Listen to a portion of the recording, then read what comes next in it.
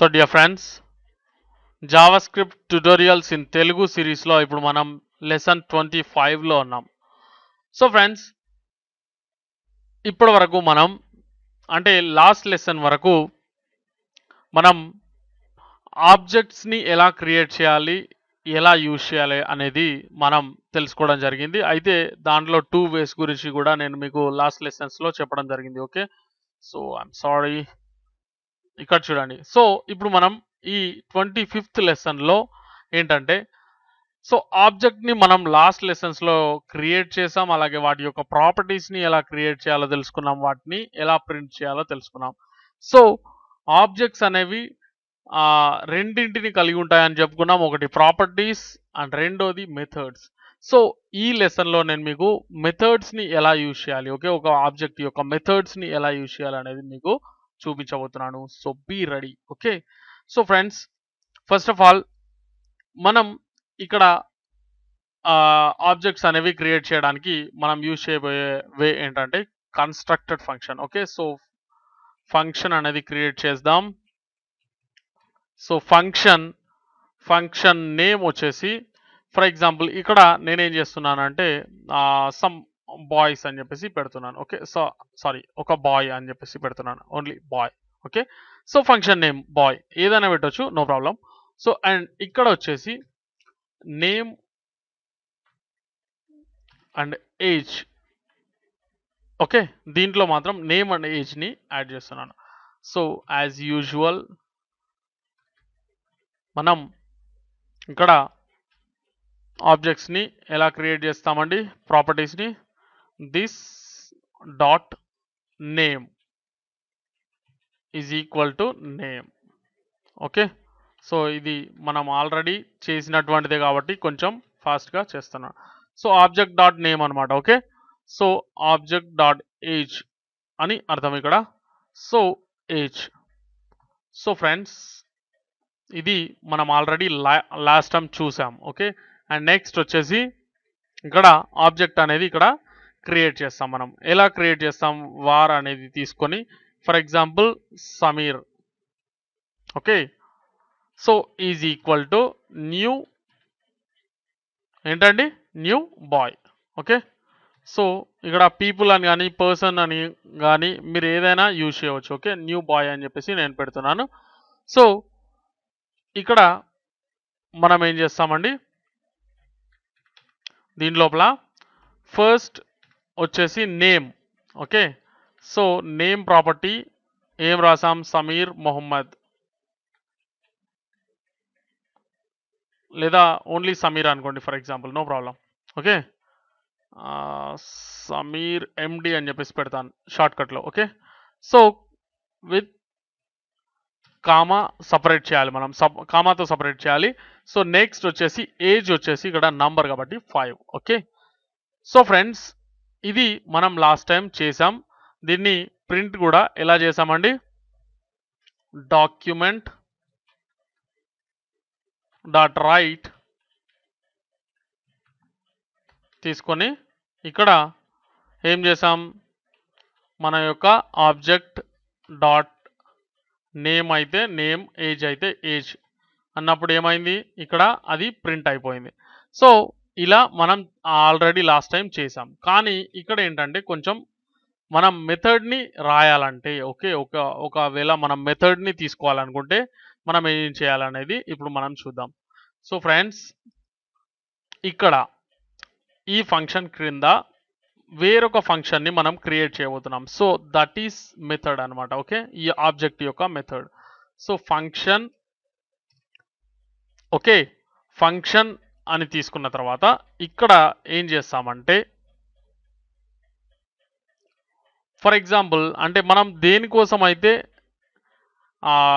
ఈ మెథడ్ని యూజ్ చేస్తామో అది మనం దాన్ని నేమ్గా ఎంచుకుంటాం. అంటే ఇక్కడ ఏం లేదు ఫ్రెండ్స్, మనం ఏం చేయాలి అనేది ఇక్కడ ముందుగా నిర్ణయించుకోవాల్సిన అవసరం ఉంటుంది. అసలు ఈ మెథడ్స్ని ఎందుకు యూజ్ చేస్తామంటే జస్ట్ లైక్ క్యాలిక్యులేషన్స్ కోసం, for example, only example. Okay, ఇంకా రకరకాలుగా యూజ్ చేస్తాం, ఇక్కడ మాత్రం మనం క్యాలిక్యులేషన్స్ కోసం యూజ్ చేస్తామని గమనించండి.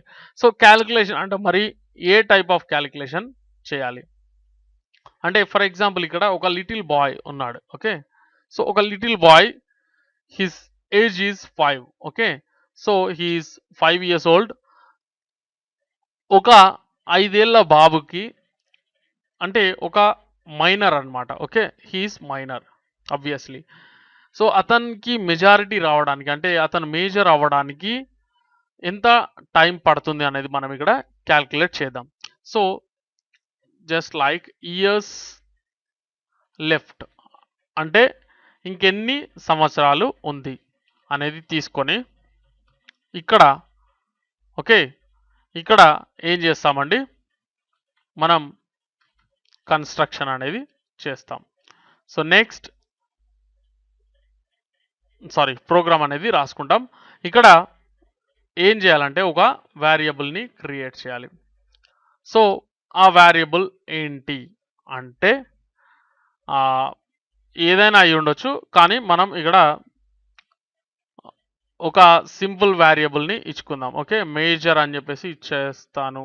Okay, so for example major అనుకోండి. Okay, so major war major అంటే ఇక్కడ ఒక చిన్న క్యాలిక్యులేషన్ అనేది అవసరం అన్నమాట. సో మేజర్ అవ్వడానికి ఎంత ఏజ్ కావాలండి? ఇండియాలో అయితే 18, బయట దేశాల్లో నాకు అంత ఐడియా లేదు. ఓకే, సో 18 years అనేది రావాల్సి ఉంటుంది. మరి ఇప్పుడు అతని ఏజ్ ఎంత అంటే అతనికి ఇంకెన్నేళ్ళు అయితే మెజారిటీ వస్తుంది, అంటే అతను మేజర్ ఎప్పుడు అవుతాడు అనేది మనం క్యాల్కులేట్ చేయాలంటే minus his age. Okay, so ఏం చేస్తాం, దిస్ డాట్ ఏజ్ అనేది తీసుకుంటాం. ఎక్కడి నుంచి? ఇక్కడి నుంచి. దిస్ డాట్ ఏజ్ అనేది ఎందుకు తీసుకున్నాం అనేది మీరు ఇప్పుడు చూస్తారు. ఓకే, ఇది డైరెక్ట్గా ఇక్కడ ఉన్నటువంటి ఆబ్జెక్ట్స్కి లింక్ అవ్వదు. సో మీరు అర్థం చేసుకోవాల్సిన విషయం ఏంటంటే ఇక్కడ దిస్ డాట్ ఏజ్ అనేది మనం ఎందుకు యూజ్ చేస్తున్నామంటే దీంతో కనెక్ట్ అయి ఉంటుంది ఈ ఫంక్షన్ కూడా. సో ఆబ్వియస్లీ మనం ఏమని చెప్పుకోవచ్చండి, ఈ యొక్క ఫంక్షన్కి కనెక్ట్ అయి ఉంటుంది అంటే ఇది కూడా ఒక బ్లూ ప్రింట్ లాంటిదే. అంటే ఇక్కడ ఉన్నటువంటి మెథడ్ కూడా మీకు బ్లూ ప్రింట్ లాంటిదే. ఓకే, సో దీన్ని బేస్ చేసుకొని మనం ఇక్కడ వీళ్ళ యొక్క క్యాలిక్యులేషన్స్ చేస్తాం అనమాట, అంటే ఆబ్జెక్ట్స్ యొక్క క్యాలిక్యులేషన్స్ చేస్తాం. Okay, don't be confused, just simple thing. Okay, 18 minus this dot age. Okay, so ఇది ఇచ్చేసాను. ఇప్పుడు మీరు మరో పని చేయాల్సి ఉంటుంది. ఏంటా పని అంటే ఇక్కడ మరొక ప్రాపర్టీ అనేది క్రియేట్ చేయాల్సి ఉంటుంది. This dot, okay, this dot ఇక్కడ ఫర్ ఎగ్జాంపుల్ అంటే మేజర్ అవ్వడానికి అనే అర్థం వచ్చేలా. Okay, to become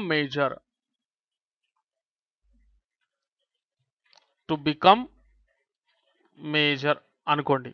okay, so is equal to ఏం చేయాలి అంటే ఈ యొక్క ఫంక్షన్ నేమ్ని తీసుకోవాలి వితౌట్ ప్రాంథసిస్. ఓకే, సో ఎందుకు వితౌట్ ప్రాంథసిస్ అంటే ఇక్కడ మనం ఆల్రెడీ చెప్పుకున్నాం ఈ రెండు కూడా కనెక్ట్ అయి ఉంటాయి. సో అట్లాంటప్పుడు మీరు ఇక్కడ ఫంక్షన్ని కాల్ చేయాల్సిన అవసరం లేదు.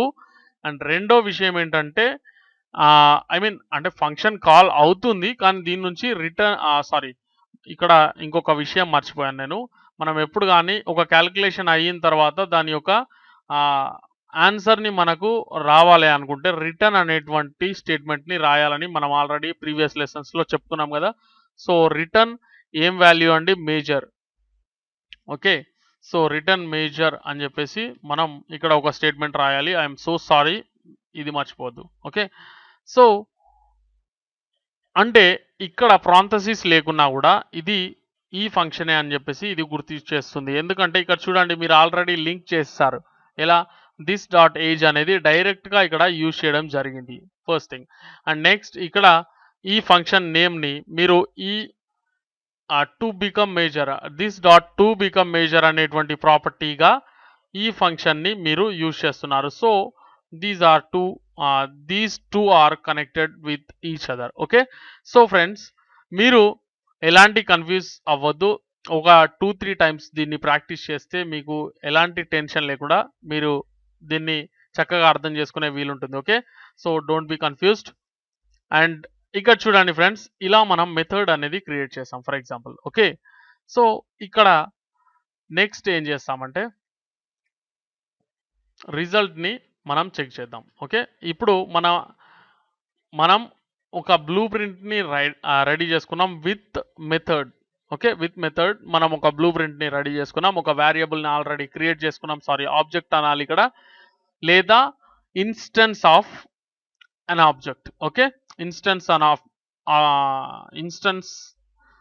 ఆఫ్ అన్ ఆబ్జెక్ట్ అని చెప్పేసి చెప్తాం, లేదా దీన్ని ఆబ్జెక్ట్‌గా కూడా మనం చెప్పుకునే వీలు మనకుంది. కానీ జనరల్‌గా టెక్నికల్‌గా మనం ఇన్స్టెన్స్ ఆఫ్ అన్ ఆబ్జెక్ట్ అని చెప్పేసి చెప్పుకోవడం జరుగుతుంది. ఎనీవేస్ ఇక్కడ డాక్యుమెంట్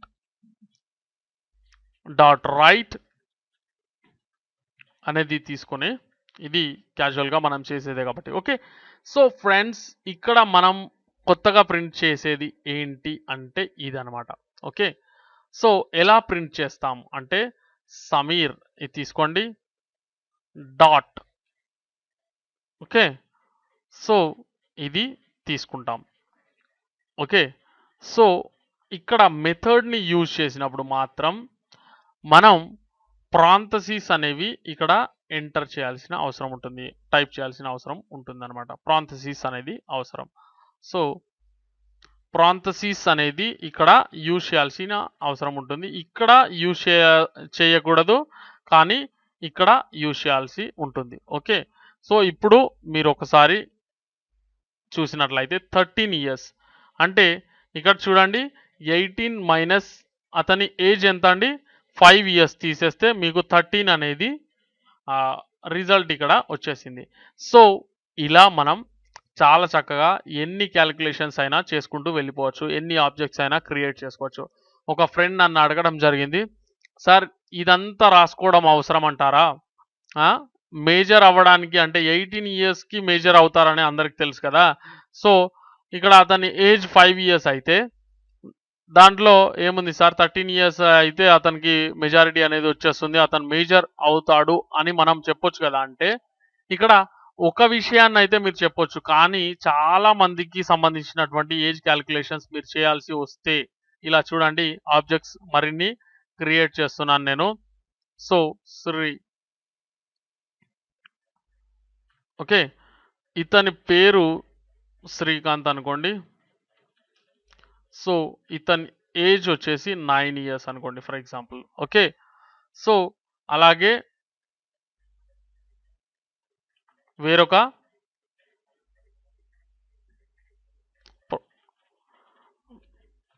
ఆబ్జెక్ట్ని క్రియేట్ చేసినట్లయితే, ఓకే, సో ఇతని ఏజ్ వచ్చేసి ఓన్లీ ఓకే 7 ఇయర్స్ అనుకోండి. సో ఇలా చేసినప్పుడు ఏమవుతుందంటే ఇప్పుడు ఒక్కొక్కరిది మనం కనుక్కోవాలనుకుంటే చాలా కష్టమవుతుంది. ఓకే. ఓన్లీ మీరు ఇక్కడ ఎంటర్ చేసేస్తే సరిపోతుంది. సో ప్రోగ్రామింగ్ అంటేనే అదే అండి. మీరు ఎంతమందిదైనా కూడా ఫాస్ట్‌గా కనుక్కునేటువంటి వీలు మీకు ఇక్కడ ఉంటుంది. చూడండి, శ్రీకాంత్ యొక్క ఏజ్ ఇది. ఓకే. సో ఒకవేళ వారి యొక్క నేమ్‌ని కూడా మీరు ప్రింట్ చేయాలనుకుంటే ఇక్కడ మీరు ఈజీగా ప్రింట్ చేయొచ్చు అనమాట. సో ఇదంతా వర్క్‌ని మీరు మాన్యువల్‌గా చేయలేరు కదండి.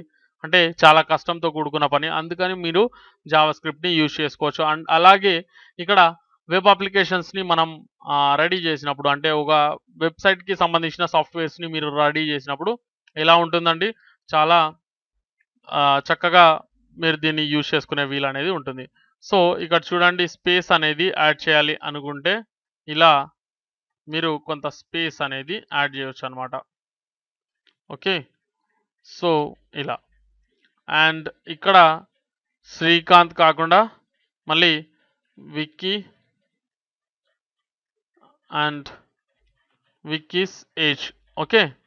సో ఇది కొంచెం కన్ఫ్యూజింగ్గా అనిపిస్తుండొచ్చు, కానీ మీరు మళ్ళీ ప్రాక్టీస్ చేయడం ద్వారా, అంటే ఒక 2-3 టైమ్స్ మీరు దీన్ని ఖచ్చితంగా అర్థం చేసుకొని ప్రాక్టీస్ చేసినట్లయితే చాలా చక్కగా మీకు అర్థమైపోతుంది, మీకు మైండ్లో అది ఫిక్స్ అయిపోతుంది. సో ఇక్కడ చూడండి, వికీ డాట్ నేమ్ అనేటువంటి ఒక ప్రాపర్టీని మనం ప్రింట్ చేస్తున్నప్పుడు దానికి ప్రాంథసిస్ అనేది యూజ్ చేయలేదు, కానీ ఇక్కడ మాత్రం ప్రాంథసిస్ యూజ్ చేస్తాము. ఎందుకు అంటే ఇది ఒక మెథడ్‌తో లింక్ అయినటువంటి అంశం కాబట్టి, అంటే ఇదొక మెథడ్‌తో లింక్ అయినటువంటి ప్రాపర్టీ కాబట్టి, మనం ఇక్కడ పారంథసిస్ అనేది యూజ్ చేశామని అర్థం చేసుకుంటే చాలు. రెండో విషయం ఏంటంటే ఇక్కడ మీరు ఈ యొక్క ప్రాపర్టీ నేమ్‌ని మాత్రమే ఎంటర్ చేయాలి. అంతేగాని ఇక్కడ ఉన్నటువంటి ఫంక్షన్ నేమ్‌ని ఎంటర్ చేయకూడదు. ఓకే.